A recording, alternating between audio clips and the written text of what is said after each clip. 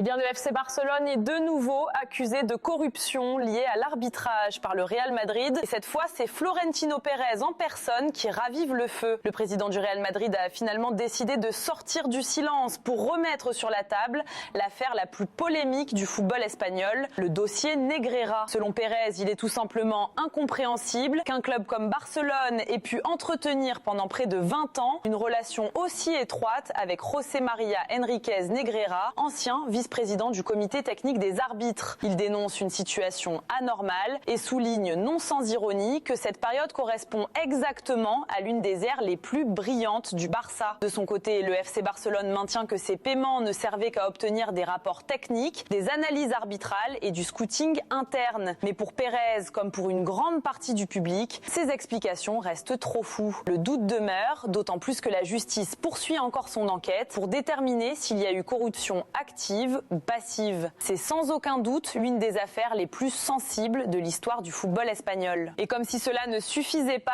une nouvelle polémique éclate, cette fois autour de Javier Tebas, le président de la Liga. Le tribunal administratif du sport a en effet ouvert contre lui une procédure disciplinaire très grave. D'après des informations relayées par Sport, Tebas est accusé d'avoir divulgué des données confidentielles concernant le FC Barcelone, notamment sur la gestion des loges VIP du Spotify Camp Nou. Les faits remontent au 2 avril 2025, lorsque la Liga avait publié, avant de retirer en urgence, un communiqué incluant des informations internes que le Barça n'avait jamais autorisé à rendre publiques. Si ces accusations sont confirmées, Javier Tebas risque très gros, une lourde amende, une suspension pouvant aller jusqu'à 1 an et même sa destitution.